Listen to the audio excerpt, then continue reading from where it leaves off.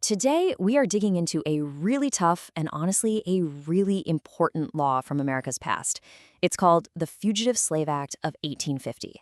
And this wasn't some minor rule. This was a law that reached into every single corner of the nation and basically lit the fuse for the Civil War.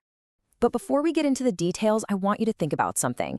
Just imagine for a second that a new law was passed tomorrow that forced you, personally, to do something you believed in your heart was just wrong. What would you do? Would you follow the law?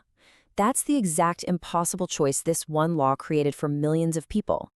All right, so here's how we're going to break it all down. First, we'll look at the rules of the law itself, and you'll see why I'm calling it unfair. Then, we'll see how it meant there were no more safe states. After that, we'll talk about the new finish line for people seeking freedom. And finally, we'll connect the dots and see how this single law pushed the country right to the edge of war. Okay, let's jump right into part one, an unfair law. To really get a grip on its impact, you have to see how the rules were written.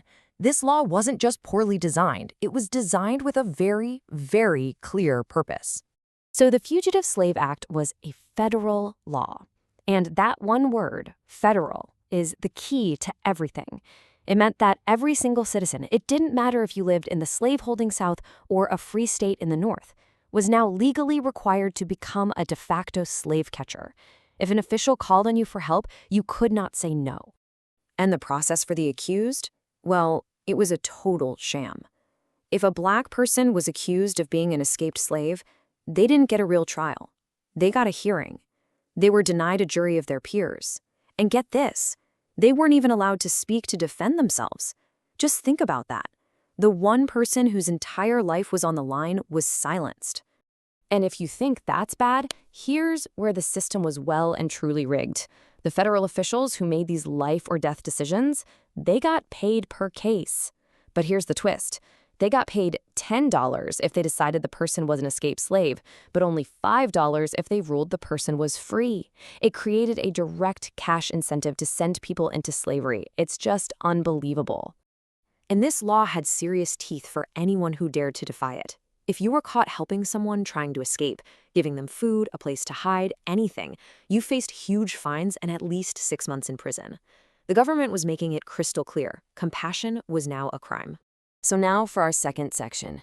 You'll see how this crisis exploded beyond the South. The Fugitive Slave Act completely erased the idea of a free state and dropped the issue right on the North's doorstep. Because of this new federal law, there was suddenly nowhere left to hide inside the United States.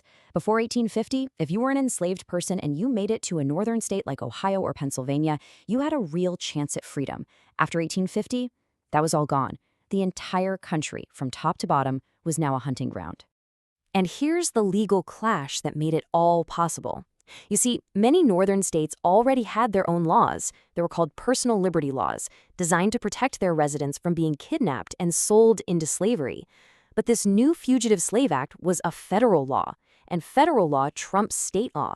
It just steamrolled right over any protections those states had tried to put in place.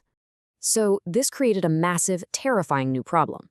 If all the old, safe places were gone, if the finish line you were running toward just vanished, where on earth could you possibly go to be truly, finally free? And that question leads us right into Section 3, the new finish line. The incredibly brave people running the Underground Railroad had to get creative, and they had to do it fast. They needed a whole new game plan for this dangerous new world. And just to be clear, right, the Underground Railroad wasn't a real railroad with trains and tracks.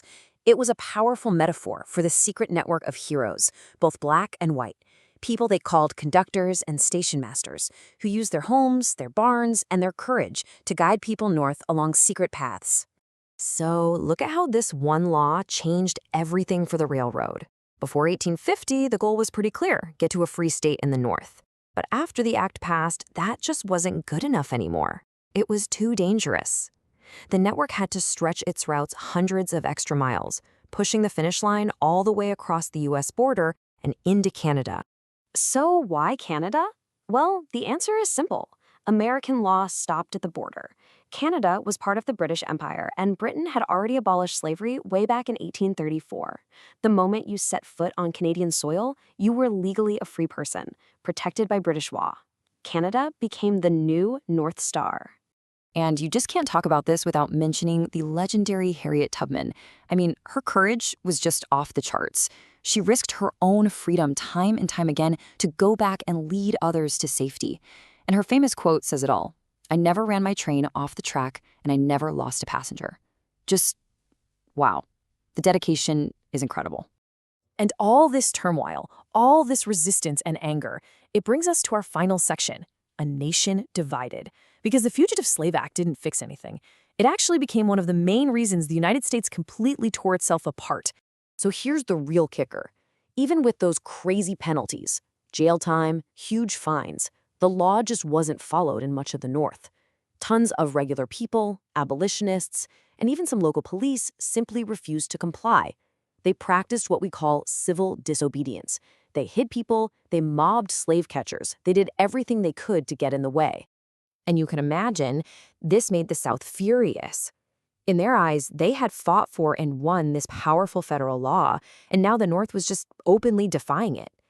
This became a huge talking point for them. When Southern states started leaving the Union, one of their biggest official complaints was that the North was refusing to enforce this law and return their property. You can literally draw a straight line from this law to the Civil War. In 1850, the act passes, and it immediately outrages the North. All through the 1850s, resistance gets stronger and more organized. By 1861, the anger over this very issue had boiled over, and the nation went to war. Which leaves us with one last big question to think about. The Fugitive Slave Act is such a powerful lesson. It shows us what happens when a government passes a law that a huge chunk of its own people believe is morally wrong. It really makes you wonder, can a nation actually hold itself together when a law divides its people so deeply?